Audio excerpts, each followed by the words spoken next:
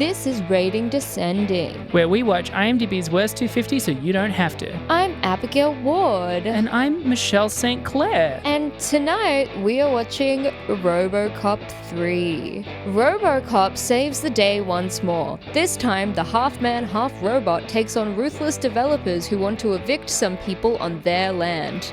Let's watch.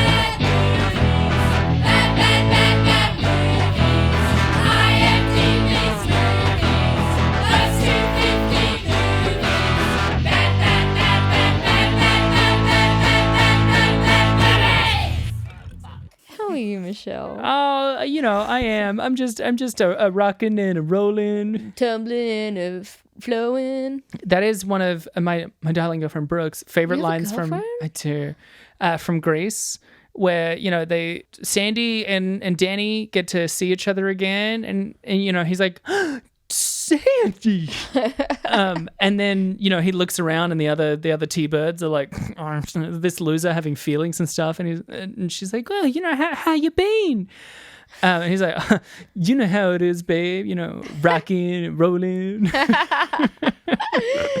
Oh my goodness. It's great. So that is now Brooke's unironic answer a lot of the time when I'm like, how are you? Rocking and a rolling. Rocking, rolling. I love that John Travolta just does have big himbo energy, He does. He really does. As I joked to a friend, Sandy.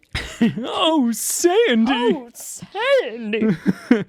Yeah, as I joked to a friend the other day, I don't think Scientology would be where it is today if it was just John Travolta instead of Travolta and Cruz. Do you reckon? Yeah, I think later Travolta had star power, but he didn't have the... He did. Yeah. Previously. Yeah. Now he's a strange old man. He is. But hey, his son died. And his wife. He's had a shit time. That's pretty sad. Yeah, thoughts and condolences. At least Xenu will help him. Xeno? Xenu. Who's Xenu? He's the fucking alien god of the Scientology religion. Oh, right. When I was watching Mission Impossible, the friend of the podcast, Keaton Souza, was like showing...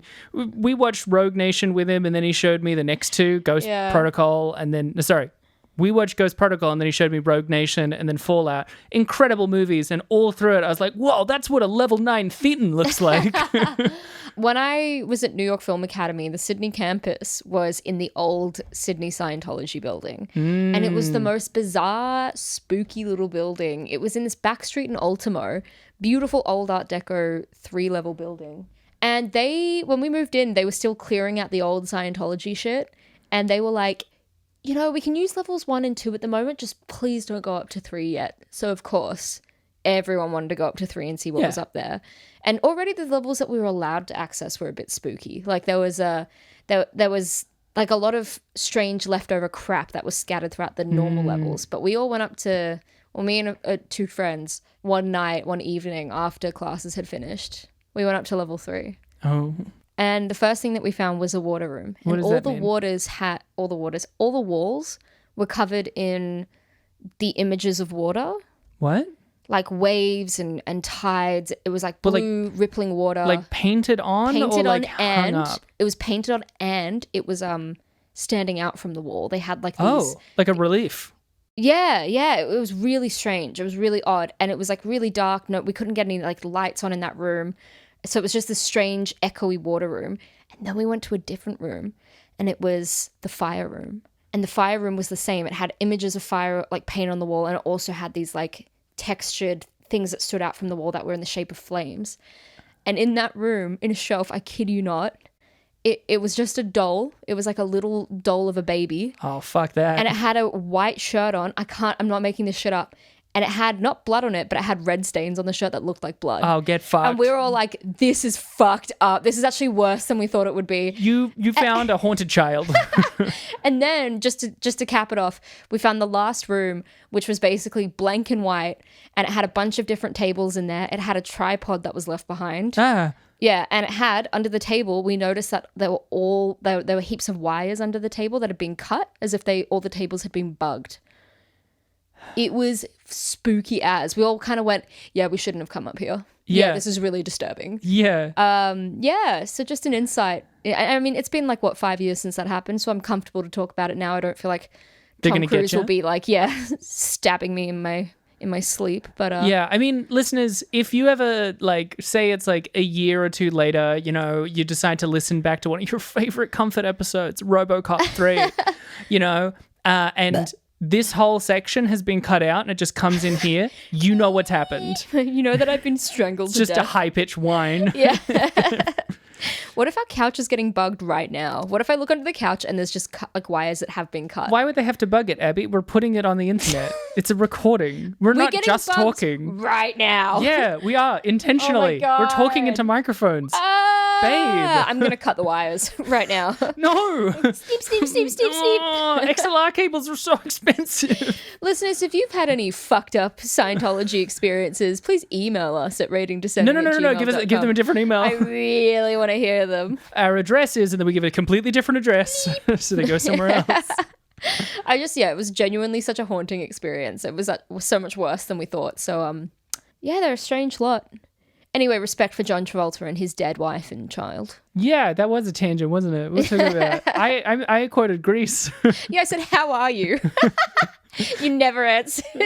I said I was rocking and rolling. No, that's not what you mean. Yeah, I've been okay. Significantly worse since you told me about the haunted doll Yeah, you found in the yeah. Scientology building of I the mean, element rooms. Are you prepared to feel even worse? Oh? Because we've got a doozy of a film this week. Ooh. It's actually a really good film. I liked it. I had a time. I had a good time. This week we watched RoboCop 3. Nice. And I have to say, guys, I have never, despite knowing lots about it, having seen heaps of clips of it, never watched RoboCop, like sat down and watched it. Wow. Yeah, and it was I really wanted to watch it and RoboCop 2 in preparation for this episode, but I didn't have the time for 3 movies. Yeah. So I wanted to, but I just did not get around to it. So I made sure to like do all the research, look into the older film. I've learned a lot about the RoboCop franchise, but I just straight off the bat really enjoyed myself this week. Yeah, well, I mean, I have seen the first RoboCop. I got time to rewatch it for this one. Or rather, I thought I was rewatching it. I had only seen the first half of the movie. I did not realize I hadn't seen the back half of it until I was watching it. And I was like, wait, what? Oh my God, I have no idea what's fucking going on now. Never seen the second one. This made me desperately curious to know what happens in the second one, because this picks up as if there isn't a fucking second movie. Oh, very Highlander of them. Yeah. But the first movie is a great little like fun satire-y sort of action movie. Yeah. It's good. Yeah, it's good considered shit. to be, a classic film. Actually, I'm annoyed because a couple months ago, Claude and I were like, oh, let's watch like a dumb action film. And I was like, I want to watch RoboCop. And Claude was like, I want to watch Total Recall. Both 2 Paul Verhoeven films. Yeah. But in the end, we flipped a coin and he won. So I never got to watch RoboCop. Should have watched RoboCop. I know, man. but Shoulda Total watched Recall was RoboCop. pretty fun. There's a woman with 3 breasts. Oh, yeah. The 3-titted woman. Yeah. And there's a bit in Total Recall, and this fucked me up. I remembered it as a kid. There's a scene where this woman is painting her nails by dipping this almost like digital pen. She's like dipping a digital pen into like a little like palette of colors and then tapping it on her fingernail, and it makes her fingernail that color. It's very cool. And I remember seeing that as a kid and it fucked me up. And even as an adult, I actually didn't know what it was from. I was like, fuck, what was that scene? I don't know what movie that was. And then that night when we watched Total Recall, that was the movie. Yeah, well, Very fun. Total Recall, like RoboCop, both of them also had remakes where, in particular, I think it's funny with RoboCop, where they went, what if we took RoboCop and then took out all like the satire bits and just played it straight? Yeah. And the answer is it's terrible. Do you mean the 2014 remake of Yeah. RoboCop? Yeah. So let's go through the RoboCop movies. Yeah, because sure. The just RoboCai. The RoboCai. Let's go back to the beginning of RoboCop. RoboCop was conceived by Edward Neumeier, Yeah, Ed Neumeier. and he thought up the entire franchise and he wrote the first film, which was directed in 1987 by Paul Verhoeven, who is responsible for a lot of good films, a lot of bad films, but a lot of good films. He's a divisive director, to He say is the a least. divisive director. I mean, he did Basic Instinct 1, and turns That's out that right, he was yeah. a piece of shit to Sharon Stone, so I'll always Yeah. kind of find him icky because of that. But this is also part of like his series of movies from like Total Recall, this Showgirls, and I think there's one more that were like clearly him making fun of Americans. Yes. I do like him. I do actually like a lot of his films. I don't Yeah. like him. I like some of his films. Yeah. But then there was a second film, a follow-up film made in 1990, and that was directed by Irvin Kershner, who directed Empire Strikes Back. Yeah. What the fuck? I actually so didn't know weird. that George Lucas didn't direct Empire Strikes Back. He only did A New Hope. It was Yeah. Kirshner, and then I'm disappointing myself. Why can't I remember who did the third one? Don't beat yourself up. I'm so disappointed. But then in 2014, there was the remake, as you said.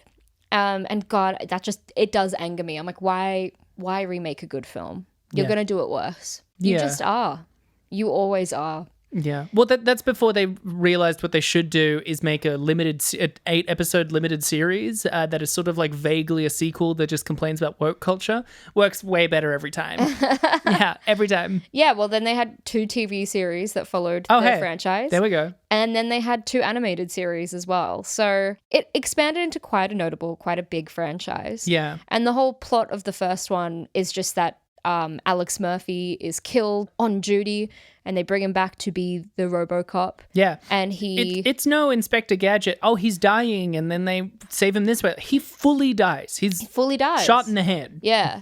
And the whole film is obviously about his sense of humanity now that he is a RoboCop, and it infamously ends with them being like, what do I call you? And he's like, call me Murphy. You know, he's remembering who he is. Yeah. Which Through is the nice. help of Annie Lewis. Annie Lewis. Who is immediately such a great character in the first one. She's kind of really done dirty in RoboCop 3. Yeah. And they kill her off in RoboCop 3. Spoiler. Yeah. And then RoboCop 2, I mean, I looked at the synopsis of RoboCop 2 and everyone kind of just went, it was very meh. Like, it wasn't good, wasn't bad. Was just very much in the middle. Sure. And it seemed to be, again, revolving around the, like, OCP, the evil company that is basically purchasing Detroit bit by bit. Yeah. And then, who notably, like, own the police. Who own the police. Which is a big part of the fucking satire of it. Like, because the first one starts with, like, these fake ads that I think are, like, such an immediate signal of, like, this is making fake fun ads of. are so fun. Even this one, I really enjoyed them. I think there needed to be more of them sooner. Yeah. And that's a flaw with this one. It started with a fake ad. Yeah, RoboCop but 3. one. But, like, the first one started with, like, 3 in a row. Yeah. And then there was, like, a bunch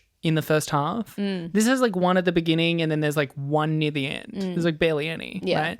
But yeah, it's doing that, and that's the whole thing, is that they want to make a big fucking, like, robot guy, and then it kills an executive, and they're like, this is gonna look bad for us. So then instead they just make a robot cop. Yep. Yep. And you're not meant to go, cool. You're meant to go, that's fucked up, man. That's really weird. That's a really horrible thing. I think the best way to, like, summarize the satire, there's a bit where this woman, warning, is about to be raped, right? In this film? No, in the first one. Okay. We don't, it doesn't go far enough for it to be, like, really awful in the moment. Yeah. But she is clearly about to, and then RoboCop shows up, right? And he manages to, like, fight them off, including by shooting him in the dick through her legs, which is great. And then she runs up to him and like, oh, thank you for saving me. Oh my God, I was so scared. And then he's like, you seem to be in distress. Let me direct you to a rape management center. And then she just, like, backs off, and it's like, that is the American judiciary system, policing system. There's a similar scene in this film, but we'll get to that because it was, like, my favorite scene to the point where I rewound it so I could show it to Claude. And he was like, wow, feminist ally RoboCop. So that's the RoboCop franchise. With this film, it was made in 1993. It was directed by Fred Decker and written by Frank Miller. Oh God, that's why it sucked. Yeah, and it's 4.1 stars on IMDb, obviously. I'll just get into the overview. Okay. In a dystopian future, Omni Consumer Products, OCP, are trying to create Delta City by pushing out current citizens of Detroit. After mass evictions, groups of civilians form resistance groups to fight against the OCP. RoboCop and his partner Ann Lewis, are disturbed by the OCP's armed forces, and Lewis is killed as they attempt to defend the citizens. RoboCop is saved by the members of the resistance movement, and a sympathetic OCP doctor, Marie Lazarus, repairs him, deleting his fourth directive, the infamous fourth directive from the first film, in the process. He no longer has to obey the OCP. RoboCop tries to take on the leader of the OCP, but is stopped by a new ninja android called Otamo, who RoboCop manages to defeat. The OCP and the civilians, now backed by the police force, fight on the street. RoboCop saves the day, flying in using a jet. Sorry, I thought you farted just then. No, I just snorted. I laughed. RoboCop saves the day, flying in on a jetpack that Lazarus created. The OCP is finally shut down. Hey. That's the end.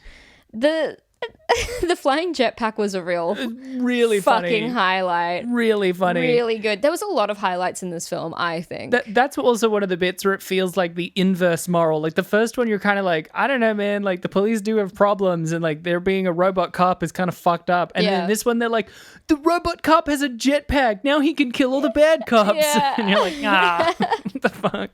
Also, the cast in this was insane. Oh yeah, I actually wrote down the cast as well, Yeah. just to list out to you because I thought that the cast was fucking wild. I've also got the returning actors. Oh, nice. Well, you've got Robert Burke playing Alex Murphy, who obviously did not play RoboCop in 1 and 2, which was like a big reason that people also fucking hated this film. Is that it wasn't the same. And they tried to explain away being like, his face got burned and now he looks different. It's bizarre. I also love to look more like Peter Weller. He keeps doing a pouty face, but Peter Weller just looks like that. Yeah. Nancy Allen comes back, obviously, as Anne Lewis. Jill Hennessy plays Dr. Marie Lazarus. Rip Torn is the CEO, and other notable cast members. Bradley Whitford is Jeffrey Fleck. CCH Pounder is Bertha. Daniel von Bargen is Moreno, and we all know him from Malcolm in the Middle as like the commandant. Yeah, the commandant Spangler. Yeah, and then you've also got Stephen Root as Kuntz, and it's just a great. Well, there's also cast. Jeff Garland. There's Lee Arenberg, the guy from Pirates of the Caribbean. Yeah. It was fucking crazy. But in terms of returning, Daniel von Bargen was in Universal Soldier: The Return. Oh wow! And this is technically not an all-star moment. Basic Instinct 1. Oh, okay. Which is also why we were talking about him. And Rip Torn was in Freddy Got Fingered and Zoom. He was. Also, Marco played the Japanese CEO who buys OCP and was, of course, in Highlander 3. Oh. And Ray Wise is one of the original gang.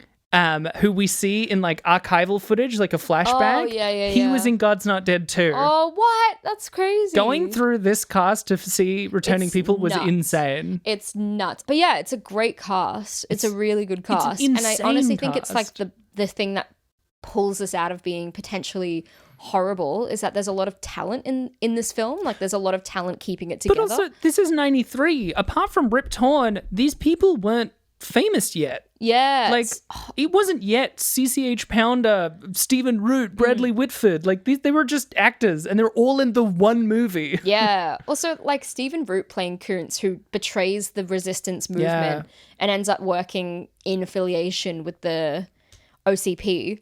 I thought he was actually really good in it as a side character. He's great. Yeah, and some of the back and forth between the side characters was genuinely funny. I think this film had a couple of funny moments. Like, I thought what was really good was at the OCP headquarters, you've got Bradley Whitford, who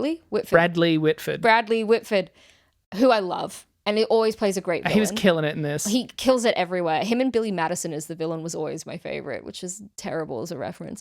But he plays this, like, you know, evil office worker that is, like, patronizing to Lazarus and, like, is just wanting results and wanting to defeat RoboCop.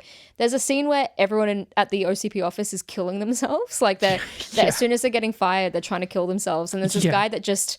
He's on the, like, his wife is on the phone essentially being like, are you still there, honey? And you see him jump out of an open window and hit the ground outside, and all these people are rushing to see what's going on in the background of a scene with someone else on the street. Yeah. And I was like, that was kind of well done. I thought that was like a really funny little take on... Yeah, like that hits the satire well. And also right? when Bradley Whitford is like, if I lost my job, I wouldn't throw myself out a window. I just put a bullet through me. Like, it's more humane, or it's less performative. And then when he gets fired in the office, you just see him leave and take out a gun from his pocket. And that was really well done. Yeah. I was like, that was genuinely funny. It was. And like, but there's still times that they're trying to do something stupid and it doesn't work. Yeah. Because there's one of my favorite lines, some of the line deliveries in this. So there's the sequence near the beginning. Lewis is like driving after or whatever, and then crashes into a car or gets crashed into or whatever. and then looks and sees this is the territory of the gang, who are the splatter punks, which is really funny. Yeah. For one, there's also the most New York man on the planet who's also a terrible actor. He's like, hey, you crashed into my car. What are you doing? Yeah. Come on. And it's like they're in Detroit. So it's like, it's me, a classic Detroit man. Is he the guy that's saying like to Anne Lewis, like, you dumb broad? Yeah. You broad. I can't believe you in Chicago are going to do this to me. Hey, my brother's a cop. Take it easy. Well, my brother's a cop. Don't touch me, man. I understand. And I'm not exaggerating. That's his delivery. Yeah. But RoboCop comes in, and then like most of them fuck off. And then he's like, there's 3 in the area. Wait. And then he shoots another one. It's like, it tracks into him, and then it stops, and he goes, make that 2. There's a lot of way too much of a pause. There's a lot of, push-ins in Yeah. this film, and I've got a piece of trivia about that Oh, later wow. on. But there is a lot of push-ins on characters' faces. I just love the attempt at trying to be like, this is such a cool fucking moment, and Yeah. it's dumb. Make that 2. Did he not do the math? It took him a long time. He's computing. Yeah. Also, I loved the ninja android Otamo. Oh my God. He was fantastic. It's Terminator 2. It is. Right? It Like, is. He comes back, and then there's a new one Yeah, who it who's looks better. more like a person. Yeah, and I have to say, when they're fighting, all it proved to me was that RoboCop is shit. Like, Otamo Yeah. was slick. He looked a lot more human. He moved with grace. He was quicker. And RoboCop just took ages to move, to look around. And Yeah. in their fight, the first time they really meet in the basement of where the resistance movement had been before they had to flee, they fight it out for the first time. And Otamo was really swift, really cool. He's got his samurai, like his katana. He's like fucking... like basically slicing him to shit, but all he really takes off is his arm and some fingers on the other hand. Yeah. Or I think it's his fingers and then it's the same arm, and it takes it right off of his like elbow. Yeah. And that, just losing an arm, makes RoboCop almost completely shut down. And I was Yeah. like, dude, if you can't operate without an arm, I think that you need to improve. I feel like you should be able to still operate without an arm. Well, he also, between scenes, seems to occasionally replace his arm with a gun.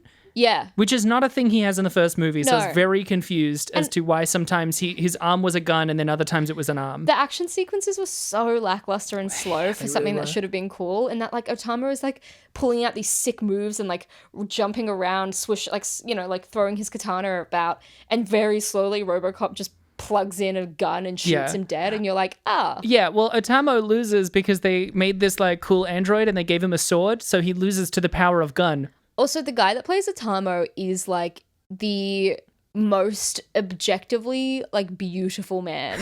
He really is. He's just like, he comes in with those cool glasses and he's all Yeah. mysterious and brooding. Like he is like. So the it really Arnie- worked for you?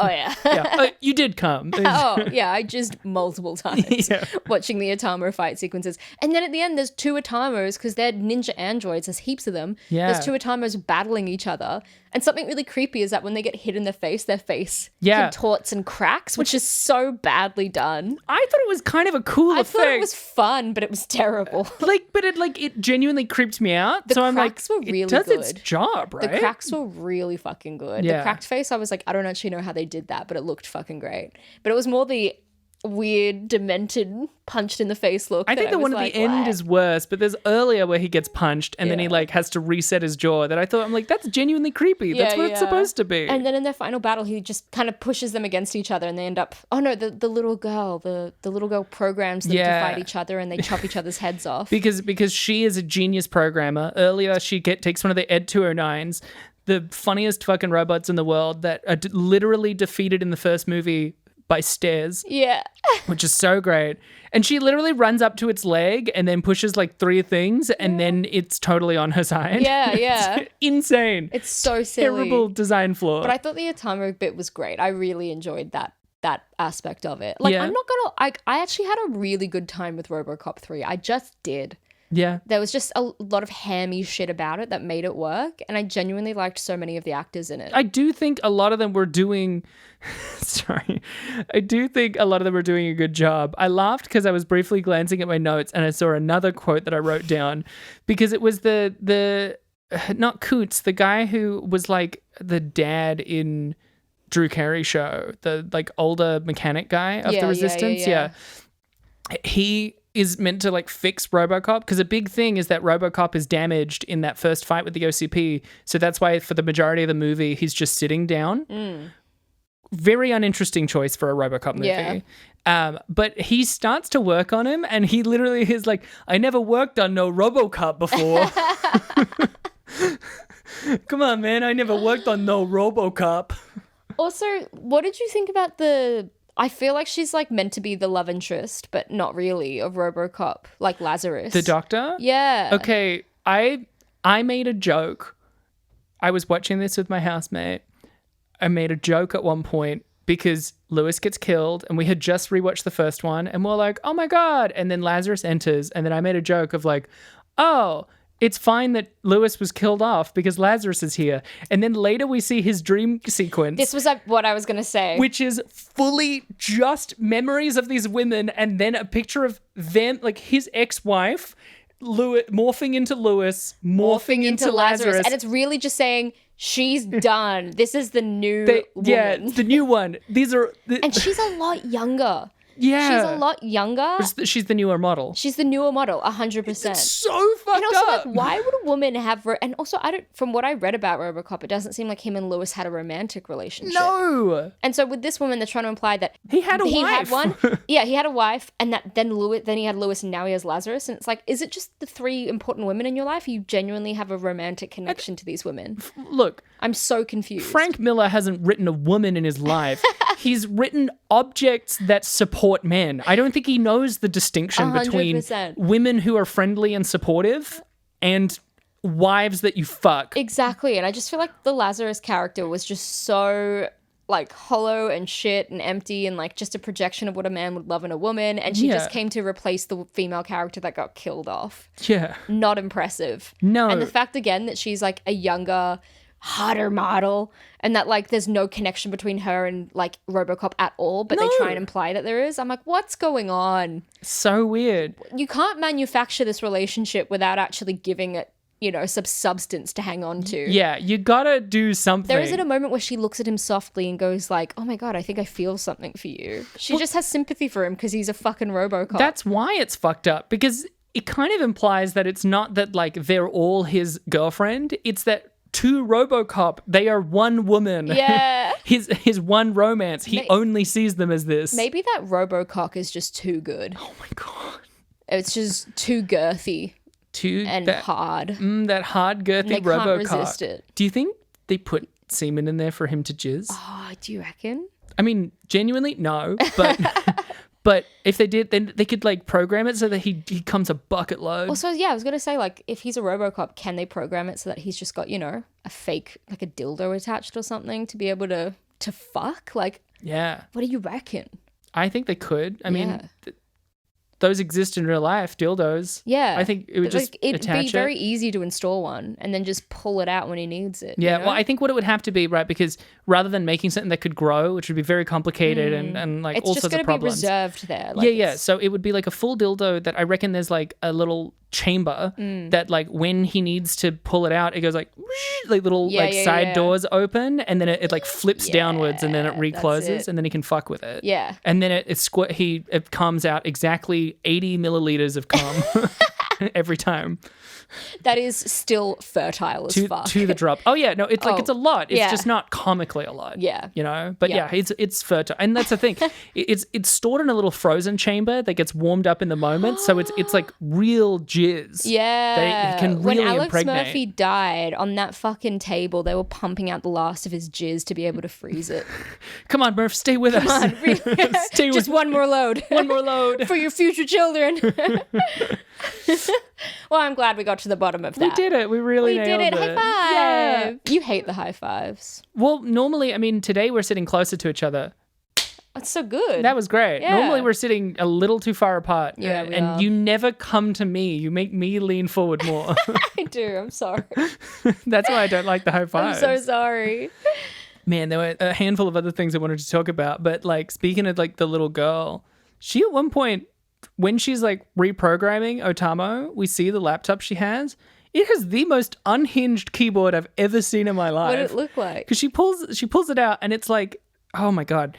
So the screen, normal, but like the actual keyboard bit, is most of the keys are in like sort of a right angle on the left and the top. So like all of the command keys are in one panel on the left, and then all like the numbers and other command keys at the top. And then like the regular letters Trust you to notice are like this, by the way. fanned out in, I guess, what's meant to be like ergonomic, but like in like sort of like a U shape or like a Chamber of Parliament sort of shape that just like loosely in the bottom right corner. Also, there's a bit where like he says to the little girl, he registers in his brain that her parents have died. Yeah. Like they're deceased. And he doesn't say it to her. He just goes, do you miss your parents? And she says, yeah. Does she know her parents are dead? No. That's what I thought. They got on a bus, and it is then she never implied that sees the them again. bus Was just going to relocate them, not kill them, Well, right? that's okay. So that's what was confusing. Is like the company line is that it's to relocate them, but then CCH Pounder is like those buses aren't going anywhere, which implies they're like fully killing Which busloads is so of people. Dark. But yeah, I was like, so why grim. has no one told this girl? Why has no one given her the closure that her parents are dead? Yeah, no, she like, needs to know. We beat them. My parents can come back now, right? Yeah. It's like at no point does she question it being like, I hope my parents are okay. That really disturbed me. Yeah, that's pretty dark. It's really dark. It's pretty grim. Yeah. Hope CCH Pounder is okay with adopting this kid. Yeah, to be honest, CCH Pounder died. Bertha died. Oh, yeah. Lazarus and the kid end up becoming really close. That's right. Yeah, yeah. And like I think it's implied that like, you know, Lazarus and RoboCop might get together and I don't know, take care of this girl. It's almost like a makeshift family out of like all this ruin. But this girl is surprisingly chipper for a girl that's just seen her parents get pushed onto a bus to their doom. I mean, kids can be resilient, but she is taking it pretty far. Kids can be resilient, but also because they don't maybe understand the full stakes of something. Like, I think we needed like one scene of her being more down, and I would have totally believed it. Well, the scene was him being like, do you miss your parents? And her going and being like, yeah, I do. Yeah, I miss them. And that's kind of it. Yeah. That's all you're given. But that's what I mean. Maybe one more. Just one more. Just one more. One more, please. One more, please. More? Please, sir, can I have some more? Oh, play spirit. More? Play spirit. Play spirit. Please, I will be a good man, but just give me one more scene. Tell me what happens to that little girl. Muppet Christmas Carol has ruined you. Play spirit. I beg of you. I will remember Christmas. Just tell me what happens to that little girl. I will celebrate Christmas past Christmas. Past Christmas and present Christmas. Spirit. Spirit, I'm so sick. I've caught some sort of stomach bug in the future. Please help me. We haven't got penicillin. Was there anything else you wanted to touch on? Look, there was one thing that genuinely I might cut out because it made me really fucking angry. Because there's this one bit, this movie is obsessed with sex workers, by the way. Oh my God. Absolutely obsessed with it. Are you going to talk about the scene where like that girl is like, because when you were talking, I didn't bring this up. Yeah. When you were talking earlier about that first scene in RoboCop where like there's a woman that is almost going to get raped. Yeah. In this film, the scene that I had to show Claude was there's this like young blonde girl on the street. She looks really scared. And then two of the like OCP officers grab her. And then she says like, I'm just doing it because I need money. Like my dad's lost his job. So she's a sex worker.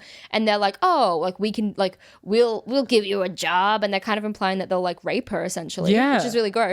And then RoboCop appears and he goes, she said no. And then blasts them to death. Yeah. And he goes like, no worries, ma'am. You should go home. It is past your curfew. And that's the whole scene. But I was like, feminist ally. Consent king. Yes. Defending the women. Oh my God. There's like 6 scenes in a row that directly are about how sex workers are there and are icky and poor. Yeah. It's so weird. And there's one in particular that made me really fucking angry because it was one of the ones in the police station. It's one of like, I think 3 scenes where we're in the police station and we see people trying to argue out of crimes. And we see the client being defended is implied to be a sex worker, but they also have like a giant lollipop and are also definitely played by a man. And it definitely reeks of more fucking transphobia of like, oh, look at this like ugly, degenerate sex worker. Yeah. And like, by the time this comes out, who knows if anyone will even fucking remember this week because people don't give a shit. But after this week of everything happening in the news with transphobia and everything, I had to turn it off for a bit because I just want to watch a fucking movie. Yeah. I just want to watch it's a robot cop. Yeah. It's just one silly fucking movie. Yeah. I don't want to deal with this, man. this sucks. Yeah. This sucks. It made me so angry. We also have managed to not have it for a while. Yeah. I feel like most of the transphobia was in the first 50 movies, which was getting to a point where I'm like, I don't know if I can do it if it keeps being like this. Yeah. We managed to avoid it for ages. That's great. I'm just so sick of it, man. Completely understandable. Yeah. And like 2 days before, like Brooke really likes Friends and we're watching it. And then there were like a bunch of weird transphobic jokes. And I was like, come on. I'm just trying to watch TV. Yeah. Leave me alone. Yeah. Leave me alone. Nothing is sacred. Nothing is safe. So I'm just leave me alone. Yeah. That's it. Yeah. That's all I want. No, very fair. Thank you. Do you want to hear some trivia to cheer you up? Yeah. Yeah. IMDb Trivia! This film was filmed in 1991, but was not released until the end of 1993 due to production company Orion going bankrupt. This is not the first time a company has gone bankrupt. I know! And that a film has been shelved for numerous amounts of years. I feel really bad for the director. I feel like Fred Dekker really knows that he didn't do the best that he could have done with this film, and it seems to plague him. Yeah. Many years after the release of the movie, director Fred Dekker voiced his opinion about the finished product. While he maintained that he had a great time making it and was still pleased with the result, he admitted that there were inherent problems with the film, as well as limitations in its production. He felt that one of the problems was that Murphy/RoboCop's personal journey had already been wrapped up in the first movie. Yes. Yes. Leaving little more for him to do than fight bad guys in the sequels. Yes. His Yes. biggest regret was that he had toned down the action, cynicism, and violence too much at the request of the studio, who wanted to direct the movie at a younger audience. This is exactly like Super Mario Brothers. Yeah. It's actually like he has this darker... He has a darker vision in mind in the studio, like, nah, make it for children, but do it last minute. Also, the basic premise of RoboCop siding with the homeless people, this comment fucked me up. Also, the basic premise of RoboCop siding with homeless people against an evil company did not suit the political climate at this time. What? That's what this IMDb trivia comment said that caught my... This is why it caught my eye. Oh my God, it wouldn't have. Yeah, it In wouldn't have. 93, like Yeah. early Bill Clinton going Yeah. like, we're going to clean up the streets. Yeah. Man. Yeah. Oh, that's rough. Come on. I thought this had a lot in common with... Have you ever seen They Live? No, but I want to. I watched it for the first time at the beginning of the year. It's so good. Yeah. Did not realize that's the movie where I'm here to kick ass and chew bubblegum and I'm all out of bubblegum comes from. Yeah. But like the beginning of it, he is at functionally a homeless encampment and then the whole thing gets bulldozed and like nothing gets you more anti-capitalist than that sequence. It's so great. Oh, I should watch it. Lastly, he had intended to put in more Hong Kong style action through the Otomo character, being a big fan of that genre. He even went as far as to say that John Woo was his influence with that. But he lacked the budget to hire an Asian stunt team that could pull it off, which makes sense because the scenes with the Otomo should have been way sicker and they were terribly choreographed. Yeah. Choreographed by white people. Yeah. Just being like, what can he do with this katana that kind of looks katana-esque? Katana-esque. I mean, look, Hong Kong style cinema is fucking rad. Doesn't Japan have its... I don't know. It's just something that's in my brain. Maybe it's fine. Maybe I'm just too focused on Hong Kong being in China and Japan being a different country. I think he was focused in the fact in the Hong Kong cinema scene Yeah. in particular. Maybe it's fine. It's just in my brain. I was like, is that racist? I Is think that bad? he knows that they're two separate countries. No, he for sure. Yeah. Yeah. Yeah. Okay, cool. All We did right, it. cool. We figured it out. We fixed it. Yeah. Writer-director Fred Dekker has a personal drinking game for this film called Count the Push-Ins. That would be a fun game to play. No, I love that because it means I assume this was one of his early movies, if anything, because like... Fred Dekker didn't end up doing that much. Right. Yeah. Because to be honest, like I know as a film teacher, once you teach the students about it, they want to do it all the time. All the time. Right? Because they're like, Yeah. I know the one technique. Yeah, the one technique that can add a bit more intensity to the scene, slow zoom. Originally scheduled for release in 1992, Orion's ongoing financial woes meant it sat on the shelf for an entire year.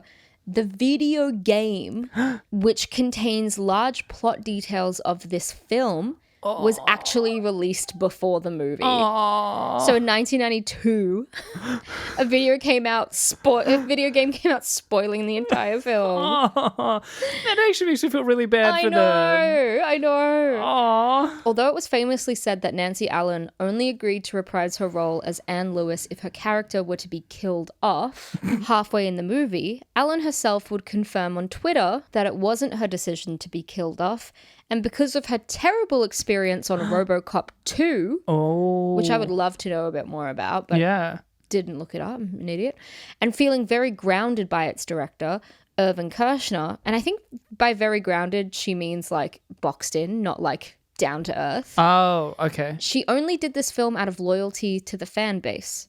She would even say how much she sympathized with the director Fred Decker dealing with the PG-13 rating. Her on-film death was publicly revealed in magazines in 1992, leaving very little impact on her death by the time the movie came out a year later. Another thing that got spoiled. Oh my God. It just sucked. It was just like, not only did the film not work out, but all the details of it got spilled before it even was released. Oh my God. Also, the PG-13 rating would hurt it because it's like M. Yeah.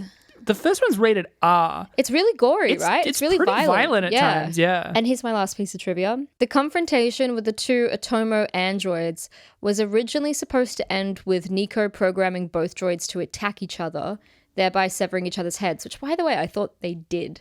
Is that not what happened? She reprogrammed one of them, I think, to attack the other. Oh, okay. And then they not did just each other. sever both heads. Extensive animatronics were created to film the effect, but the hectic shooting schedule did not allow for the scene to be shot properly. And Fred Decker even went on to say, like, any of the scenes that look like we just didn't get enough coverage, we didn't get enough coverage. We were in a rush. Do you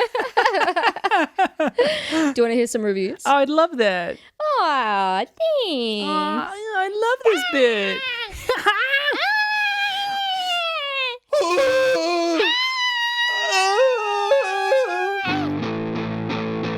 Reviews! Dizzy now. Yeah, me too. That's a bad idea. It was terrible. That's not good radio either. The film received negative reviews from critics and is often considered to be the worst entry of the series. Rotten Tomatoes gives RoboCop 3 a score of 6%. Oh. Whoa. Roger Ebert gave the film 1.5 stars, disputing the character's longevity. Why do they persist in making these retreads? Because RoboCop is a brand name, I guess, and this is the year's new model. It's an old tradition in Detroit to take an old design and slap on some fresh chrome. Zing. I think this was some fresh new plastic. This was a very cheap looking outfit that RoboCop had. David Nusser from Real Film Reviews gave the film 2.5 stars, stating, "The best one could hope for is a movie that's not an ordeal to sit through. And on that level, RoboCop 3 certainly excels." And I agree. Yeah. It is good because it wasn't terrible. It's fine. It was good because it wasn't terrible. Yeah, it could have been a complete... What's happened to us? All right, and I've got an IMDb review here. 10 out of 10 left by Mike Ferguson. It's just his full name. The subject Don't is... dox him. Don't dox him. The subject is the best of the two sequels and why. ... Very intriguing. Ooh. RoboCop 1 is a classic of the genre. In brackets, the robot movies genre. End brackets. But it is borderline soulless. That's what he said about RoboCop 1. RoboCop 2 actually is soulless, while still containing some cool robot effects that make it watchable. RoboCop 3, however, with its holdover of the most likable characters from the previous films, plus the welcome addition of some top-notch character actors, and a script that finally infuses some real heart into the proceedings, is, in my opinion, the best of the lot. Some of you will wisely agree with my analysis, while others of you who disagree clearly will need your microneural barriers removed so your emotional balance can be restored. That's not what... Thank you for your cooperation. 10 out of 10. It really got dark there. It did. That is not what the microneural barrier did, though. It didn't regulate his emotions. It regulated his thoughts overall. You should get in touch with Mike Ferguson. Mike Ferguson. We're coming for you. Ferguson. Here's another 10 out of 10 review left by Nick_da_man77. Nick da man? Yeah. 77. Oh, sorry. The 77 men. The subject of this is best movie ever. This was an amazing eye-opener for me. Extremely realistic. Characters were really believable and easy to relate to and believable. I love you, RoboCop. This was an amazing eye-opener for me. Extremely realistic. Characters were really believable and easy to relate to and believable. I love you, RoboCop. This was an amazing eye-opener for me. Extremely realistic. Characters were really believable and easy to relate to and believable. I love you, RoboCop. This was an amazing eye-opener for me. Extremely realistic. Characters were really believable and easy to relate to and believable. I love you, RoboCop. 10 out of 10. It really just... So each of those is its own paragraph. Yeah. Oh, I'm literally crying. I love you, RoboCop. I love you, RoboCop. I love you, RoboCop. What an amazing eye-opener. And here's my last review, 10 out of 10. Left by Curtis Judge. You're getting judgy. Judge. The subject is, it's pretty good anyway. It's not that bad. You have the actor. He's good, right? You guys hate RoboCop anyway, so fuck you. 10 out of 10. Whoa. Whoa. Whoa. Whoa. That is a bit judgy. Well, I mean, that was Curtis Judge and Nick DeMann and Mike Ferguson's reviews. What's your review, Michelle? And can you repeat it 4 times? I love you, RoboCop. I'm so glad you're here. I love you, RoboCop. Extremely believable. Extremely believable. Extremely believable. Eye-opener. I love you, RoboCop. I love you, RoboCop. I love every time someone reviews a movie like this and they say believable. This movie is not believable. What are you talking Nothing about? about it that's believable. I Was it like the jetpack that made it particularly believable? I was going to give this a higher rate. No, I was going to give this a lower rating until I thought about like the ghoulish aspect of Bill Clinton going like this movie is making us look bad. We're trying to clean up the streets and they say that's a bad thing. It's kind of rock and roll when you think about it. I'll reduce crime by arresting homeless people. That'll fix our social problems. Fucking dork. So you know what? That actually makes this movie punk rock, man. Yeah. This movie's punk as hell. Yeah. 4.5. Oh, nice. Yeah. It's splatterpunk as hell. This movie is splatterpunk. Yeah. Right. Well, I feel a bit silly about what I'm going to review it as. Because I realized that I enjoyed RoboCop 3 even more than I enjoyed Super Mario Brothers. Don't do this. I did. I actually did. I was like, I really want to watch it again because it's so dumb. I just had a good time. Yeah, I had a good time too. And for that reason, Michelle, I'm giving it a 6 out of 10. You know what? I changed my answer. I'm with you. I'm with you. I'm with you, baby. Yeah, we're both here. Robo kids. Yeah, I love you, RoboCop. I love you, RoboCop. So believable. So believable and my relatable. eyes are opened. You tell Bill Clinton. I feel so bonded with you in this moment, Michelle. This is what the shock in the arm our really friendship turned needed. it all around for you, honestly. It makes you realize, number 1, it's splatterpunk, and 2, you love RoboCop. I love you, RoboCop. You guys hate RoboCop anyway, so fuck you. Yeah, fuck you. You don't love RoboCop like I do. Well, guys, that was RoboCop 3. We have social media accounts that you can find us on. Michelle laughs at me every time I do this bit. Because we're almost halfway and we have yet to come up with an organic pivot between the reviews and the plugs. We have social media. We are on Twitter at RateDescendPod. We're on TikTok on Rating Descending, or you can email us at ratingdescending@gmail.com. Or if you've already made it through the whole backlog, or perhaps you listen to it and you're like, I don't need this, but they're funny. Well, you can find at least me on Twitter and Instagram at michelle.stclair. And you can find me on Instagram under Abigail J. Ward. Also, please leave us a review wherever you get your podcast. It really makes a difference. It really makes a difference. You too could make a difference with just $2 a month. Can make a difference. You could support 2 young Australian women. Following their believe in dreams. yourself. I love you, RoboCop. I love you, RoboCop. Michelle, what are we watching next week? Next week, we are watching Wounds. Yeah, Yeah. Wounds. Wounds. It's no RoboCop. Yeah. 2019 Netflix horror movie. Sounds terrible. Army Hammer is near someone who gets a wound. Oh no, that's dangerous for him. It might turn him on. He might. Yeah, he might go. Oh might fuck! go I want to eat that. ballistic. I'm so fucking hungry. Might just get a boner. This is how he found out. Yeah, He was doing wounds, and he was like, you know what? Yum yum yum, get in my tongue. I get it. I get it. I'd smash.